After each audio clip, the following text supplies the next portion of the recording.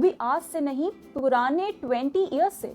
उस कंपनी पे उन्हें भरोसा तो है, पर उस कंपनी के स्टॉक पे ही भरोसा नहीं है, और फिर उस पैसे को ब्लॉक कर देना, यही सीखा है, जिससे हमारी लाइफस्टाइल तो कभी नहीं सुधरती है। और जो पैसा आज हम इन्वेस्ट कर भी रहे हैं, वो महंगाई के साथ साथ 5 से 10 सालों में कोई खास रिटर्न्स नहीं दे पाता। परिवार में अगर किसी ने इस तरह का इन्वेस्टमेंट नहीं किया होता है, तो हमें भी बैठे बैठाए ऐसी जानकारी तो मिलती नहीं। और ये जब नेगेटिव स्टोरीज हमारे कान में पड़ती हैं, तो हमारी भी हिम्मत नहीं होती।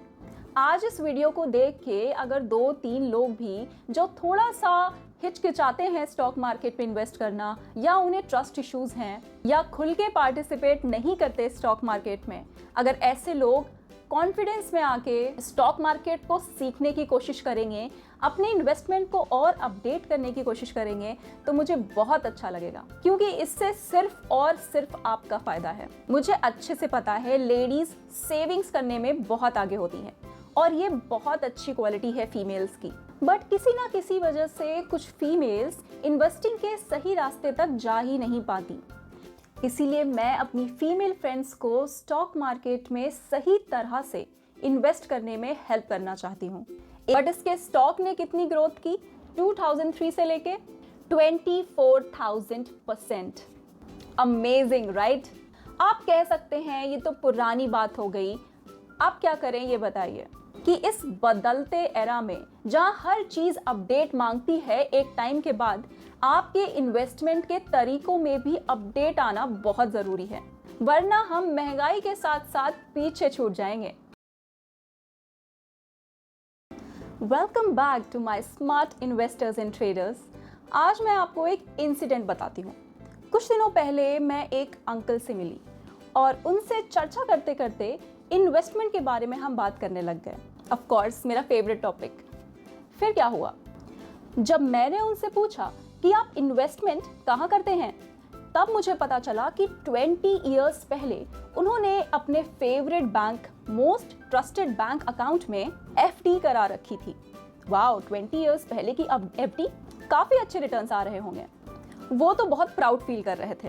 मुझे पता चला कि जिस बैंक में उन्होंने एफडी कराई हुई थी, वो उसी बैंक में सालों से काम भी कर रहे थे। मतलब कि उनकी रोजी रोटी भी उसी बैंक से आती है। मतलब कि अच्छा खासा ट्रस्ट वो उस बैंक पे करते थे, क्योंकि उन्होंने अपने हार्ड अर्न मनी की भी उसी बैंक में एफडी कर रखी थी, और उनकी सैलरी भी उसी बैंक से आती थी। फिर तो मैंने खुल के पूछा कि अंकल, जब आप इस बैंक पे इतना ट्रस्ट करते हैं, तो आपने इसके स्टॉक्स भी लिए होंगे। और ये बात सुनते ही वहां का मौसम पूरा बदल गया। Uncle was like, stock market? अरे नहीं नहीं, सब फ्रॉड होता है, सब गैम्बलिंग होती है, जुआ होता है, मुझे तो बिल्कुल ट्रस्ट नहीं है। क्या भरोसा, आज कंपनी में पैसा लगाओ और कल पूरा का पूरा स्टॉक डूब जाए, स्टॉक मार्केट में क्रैश आ जाए, कंपनी बंद हो जाए, फिर क्या होगा मेरे पैसे का? और ये बात सुन के मैं तो पूरी सरप्राइज रह गई। जिस कंपनी में वो काम करते हैं, जिनसे उनकी रोजी रोटी चलती है, और उसी कंपनी में उन्होंने अपनी सेविंग्स को एफडी करा के रखा हुआ है, वो भी आज से नहीं, पुराने 20 ईयर्स से। उस कंपनी पे उन्हें भरोसा तो है, पर उस कंपनी के स्टॉक पे ही भरोसा नहीं है। कितनी अजीब बात है। फिर मैंने उनको उस कंपनी के एफडी के रिटर्न्स और स्टॉक के रिटर्न्स दिखाए। उन्होंने 20 ईयर्स पहले, मतलब 2004 में 1 लाख रुपीस की एफडी की थी, जिसको मैं 9% के रेट से पर एनम कंपाउंड करूं, तो रिटर्न आता है 5,60,000 प्लस रुपीस, जो कि सुनने में तो अच्छा लग रहा है कि 5.5 गुना से ज्यादा तो अमाउंट हो गया। 9% क्यों लिया मैंने? क्योंकि पहले के टाइम पे मान लेते हैं एफडी के रिटर्न्स ज्यादा थे, आजकल 6-7% ही होते हैं, बट ऑन एन एवरेज 9 रख लेते हैं, और उसी बैंक के स्टॉक्स के रिटर्न देखते हैं। अरे, बैंक का नाम है ICICI बैंक। वैसे तो कोई भी बैंक उठा के देख लीजिए, सबका हाल यही दिखेगा आपको। तो चार्ट पे देखिए कि 2004 में 55 रुपीस के प्राइस पॉइंट पे अगर 1 लाख का अमाउंट डाला होता, तो ये कुछ शेयर्स बनते 1818, और उतने शेयर्स की आज की वैल्यू, करंट वैल्यू है 23 लाख प्लस। मतलब कि उस समय से लेके अभी तक स्टॉक की ग्रोथ 2000% से भी ज्यादा हो चुकी है। और यही अगर हम एफडी से कंपेयर करें तो जहां एफडी ने 1 लाख का 5.5 लाख बनाया है, वहीं उसी बैंक की, उसी कंपनी के स्टॉक ने 23 लाख से भी ज्यादा का रिटर्न दिया है। इसका मतलब 5 फोल्ड्स का अंतर है, 5+ फोल्ड्स का अंतर। बट इन सब डेटास के बाद भी बहुत से लोगों का माइंडसेट स्टॉक मार्केट को लेके अभी भी नेगेटिव है। बैंक ही क्यों, आप अपने घर के डे टू डे प्रोडक्ट्स के बारे में देखिए, जैसे आईटीसी के प्रोडक्ट्स, डाबर के प्रोडक्ट्स, हिंदुस्तान यूनिलीवर के प्रोडक्ट्स। रोड पे हम हमेशा से कुछ ऐसी कंपनियों की गाड़ियां चलते हुए देख रहे हैं जिन पे हमें बहुत ट्रस्ट है, जैसे टाटा, महिंद्रा, मारुति। बट कितने लोगों ने उसके स्टॉक लेने की कोशिश की? जब हम लोग कार खरीदने जाते हैं तो उसमें जितना भी पैसा लगता है उसका 1/10, 1/10वां भाग भी अगर हम उसी कंपनी के शेयर में डाल दें और उस शेयर को तब तक रखें जब तक वो कार, उस कंपनी की कार हमारे घर में खड़ी हुई है, तो सोचिए ये इन्वेस्टमेंट कितने गुना आपको रिटर्न दे देगा उतने सालों में। हम इन कंपनीज के प्रोडक्ट्स एंड सर्विसेज पे तो ट्रस्ट करते हैं, बट इनके शेयर्स पे लगाने में बहुत नेगेटिव रहते हैं, बिल्कुल ट्रस्ट नहीं करते। इसका रीजन क्या है? इसके रीजन कई हो सकते हैं, जैसे लैक ऑफ अवेयरनेस। हमने कभी शायद इन्वेस्टमेंट के इन तरीकों को सोचा ही नहीं। हम बस वही पुराने तरीके जैसे एफडी कराना, आरडी कराना, लैंड ले लेना और फिर उस पैसे को ब्लॉक कर देना, यही सीखा है, जिससे हमारी लाइफस्टाइल तो कभी नहीं सुधरती है।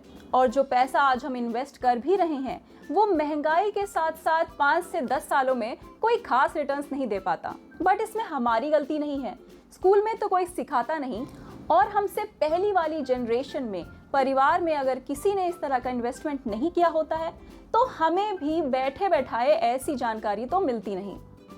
बाकी रीजंस हो सकते हैं, जैसे आस पड़ोस के लोगों की सैड स्टोरी सुनना।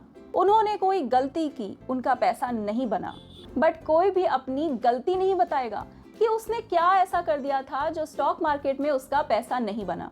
जाहिर सी बात होगी वो जल्दी पैसा कमाने आया होगा, जल्दी जल्दी करोड़पति तो सबको बनना है, बट सीखना नहीं है। हम मेडिकल की पढ़ाई करते हैं 10-10 साल, इंजीनियरिंग की पढ़ाई करते हैं 4 साल, स्कूलिंग करते हैं 12 साल, बट स्टॉक मार्केट में जब आते हैं तो हमें एक ही हफ्ते में, एक ही महीने में, एक ही दिन में फाइनेंशियली फ्री हो जाना है, एकदम अमीर हो जाना है, और जानना सीखना कुछ भी नहीं है। और फिर अगर कुछ गलती हो जाती है तो हमने तो भोगा ही, दूसरों को भी नेगेटिविटी फैला के उनका भी मोरल डाउन कर देते हैं। और ये जब नेगेटिव स्टोरीज हमारे कान में पड़ती हैं तो हमारी भी हिम्मत नहीं होती। हम कभी स्टॉक मार्केट के इन्वेस्टमेंट के बारे में सोचते ही नहीं है, सोचना चाहते ही नहीं है। मैं बहुत लोगों से मिलती हूँ और उनके मुंह से ऐसे वर्ड सुनती हूँ जैसे चलो स्टॉक मार्केट में अपनी किस्मत आजमा लेते हैं, जैसे किसी कसीनो में गए हों। या फिर अगर कोई स्टॉक अच्छा बढ़ जाए किसी का तो कहते हैं कि इसका लक अच्छा रहा। लक अच्छा रहा, ऐसे तो नहीं चल पाएगा इन्वेस्टमेंट। इसीलिए इन्वेस्टमेंट को सीखना जरूरी है। अगर आप किसी कंपनी की सर्विसेज एंड प्रोडक्ट्स को पसंद करते हैं तो उनके स्टॉक को भी ट्रस्ट करना सीखिए और सही टेक्निकल जानकारी लेना भी सीखिए, क्योंकि आज की महंगाई के इस दौर में एफडी जैसे इन्वेस्टमेंट काम नहीं आते हैं। आप करेंट टाइम की ही बात करें, स्विगी एंड जोमैटो से हम बहुत खाना मंगाते हैं और हर होटल स्विगी और जोमैटो से अटैच भी होता है जब हम बाहर खाने जाते हैं। पर हमने कभी इस तरह से नहीं सोचा कि क्यों ना, जब ये कंपनी इतना ग्रो कर रही है, हर जगह फैली हुई है, इनकी सर्विसेज पे लोग ट्रस्ट करते हैं, तो क्यों ना हम इनके स्टॉक्स पे भी ट्रस्ट करना सीखें, क्यों ना हम ट्राई करें इनके स्टॉक्स को। जोमैटो का स्टॉक एक ही साल में 400% बढ़ गया, मीन्स 4 फोल्ड्स का return with in a year. वहीं डाबर जैसी कंपनी का स्टॉक, जिसके घरेलू प्रोडक्ट्स, खाने पीने के प्रोडक्ट्स, FMCG प्रोडक्ट्स हम रोज ही अपनी लाइफ में कभी ना कभी यूज करते हैं, उस स्टॉक ने 2003 से लेके करंट डेट तक 10,000% का ग्रोथ किया है। Can you imagine that? हम इसके प्रोडक्ट्स को ट्रस्ट करते हैं बट स्टॉक में कभी इन्वेस्ट करने की हिम्मत नहीं हुई। महिंद्रा एंड महिंद्रा जैसी सॉलिड कंपनी के सॉलिड कार्स को खरीदने में तो बहुत ट्रस्ट है, बट इसके स्टॉक ने कितनी ग्रोथ की 2003 से लेके 24,000%। Amazing right? आप कह सकते हैं ये तो पुरानी बात हो गई, आप क्या करें ये बताइए। तो देखिए, क्या इन कंपनीज के प्रोडक्ट्स बंद हो गए हैं? क्या ये कंपनीज लॉस में चली गई हैं? क्या मार्केट में इनकी कार्स, इनके प्रोडक्ट्स जैसे toothpaste, Honey etcetera and etcetera अब बिकना बंद हो गए हैं? नहीं ना।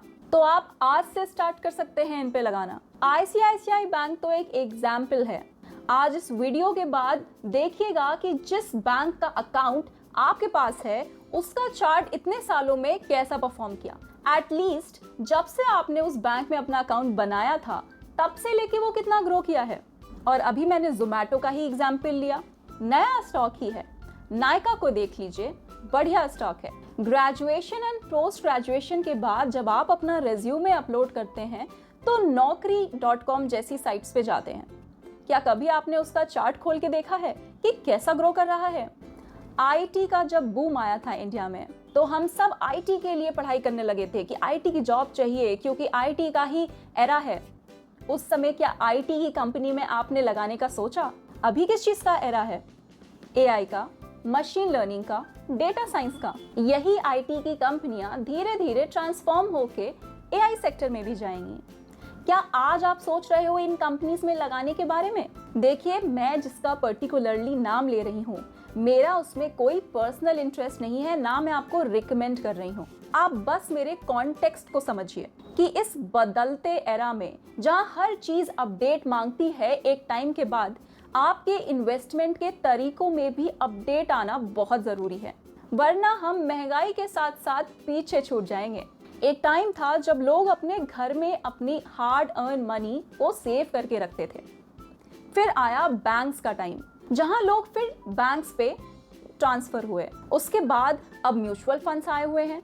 कितना प्रचार हुआ म्यूचुअल फंड्स का, और अब मुझे लगता है मैक्सिमम लोग म्यूचुअल फंड में अपनी सेविंग्स करने लगे हैं। बट आपको पता है ये म्यूचुअल फंड्स भी इनडायरेक्टली या डायरेक्टली स्टॉक्स में ही जाके इन्वेस्ट करते हैं और आपको बहुत छोटा हिस्सा प्रॉफिट में दे देते हैं। बाकी का प्रॉफिट वो लोग एंजॉय करते हैं। मुझे बहुत अच्छा लगेगा कि मेरी इस बात से अगर किसी के भी मन में एक नया थॉट या इस तरह की नेगेटिविटी से दूर होके स्टॉक मार्केट के बारे में सोचना शुरू करेगा कोई, तो आज इस वीडियो को देख के अगर 2-3 लोग भी जो थोड़ा सा हिचकिचाते हैं स्टॉक मार्केट में इन्वेस्ट करना, या उन्हें ट्रस्ट इश्यूज हैं, या खुल के पार्टिसिपेट नहीं करते स्टॉक मार्केट में, अगर ऐसे लोग कॉन्फिडेंस में आके स्टॉक मार्केट को सीखने की कोशिश करेंगे, अपने इन्वेस्टमेंट को और अपडेट करने की कोशिश करेंगे, तो मुझे बहुत अच्छा लगेगा, क्योंकि इससे सिर्फ और सिर्फ आपका फायदा है। एक बात और, मैंने अपने YouTube की एनालिसिस से देखा है कि फीमेल्स इन्वेस्टमेंट के मामले में बिल्कुल बहुत कम सोचती हैं। अब इसके क्या रीजंस हो सकते हैं वो पर्सन टू पर्सन डिपेंड करता है, बट ये एक कंसर्निंग मैटर है, क्योंकि हमारे आबादी की 50% कंट्रीब्यूटर अगर सही जगह इन्वेस्ट नहीं कर रही है तो ये एक कंसर्निंग बात है। मुझे अच्छे से पता है लेडीज सेविंग्स करने में बहुत आगे होती हैं और ये बहुत अच्छी क्वालिटी है फीमेल्स की, बट किसी ना किसी वजह से कुछ फीमेल्स इन्वेस्टिंग के सही रास्ते तक जा ही नहीं पाती। इसीलिए मेरा बहुत मन है कि फीमेल्स को स्पेशली हेल्प करना, क्योंकि मैं जानती हूँ कि वो बहुत अच्छी इन्वेस्टर्स होती हैं, वो काफ़ी सेफ प्ले करती हैं, वो हाई रिस्क टेकर्स नहीं होती हैं। इसीलिए मैं अपनी फीमेल फ्रेंड्स को स्टॉक मार्केट में सही तरह से इन्वेस्ट करने में हेल्प करना चाहती हूँ। एक ऐसी इन्वेस्टमेंट जो कि बहुत ही कम रिस्क पे हो। आप स्टॉक मार्केट के फंडामेंटल्स, फाउंडेशनल चीज़ें, रिस्क मैनेजमेंट, प्रॉफिट मैनेजमेंट, अच्छी हाई स्ट्राइक रेट वाली स्ट्रैटेजीज सीख पाएँ। स्पेशली फीमेल्स के लिए 40% ऑफ करना चाहती हूँ अपनी इस कोर्स की फ़ी को, जो कि अब 2500 ना होके सिर्फ 1500 होगी। ये ऑफर सिर्फ मेरी फीमेल फ्रेंड्स के लिए है, क्योंकि मैं चाहती हूँ वो ज़्यादा से ज़्यादा पार्टिसिपेट करें इन्वेस्टिंग में। किसी भी क्वेरी के लिए आप इस फ़ोन नंबर पे फ़ोन कर सकते हो। अगर आपको किसी भी तरह के डाउट्स हो रहे हो या कोई ट्रस्ट इशू हो रहा हो, इस फ़ोन नंबर से आप मुझसे कनेक्ट हो सकते हैं और इस कोर्स के बारे में पूरी डिटेल लेने के बाद इसे ज्वाइन कर सकते हैं। मैं चाहती हूँ इस पुराने स्टीरियोटाइप माइंडसेट से निकल के हम स्टॉक मार्केट की असली खूबसूरती को जानते हुए इसका सही फायदा उठा पाएं और हम सभी लोग फाइनेंशियली फ्री हो पाएं। हमारे पास एक पैरेलल इनकम हो, जो इनकम आपकी इमरजेंसी में काम आ सकती है, आपके फ्यूचर के गोल्स में काम आ सकती है और आपकी लाइफस्टाइल को और भी बेटर करने के लिए काम आ सकती है। अगर हम कोई भी चीज़ अच्छे से सीख के करेंगे तो गड़बड़ होने के चांसेस ना के बराबर होते हैं। आई होप आज के इस वीडियो से आपको अच्छी वैल्यू मिली होगी। चलिए फिर मिलते हैं अगले वीडियो में। Happy learning.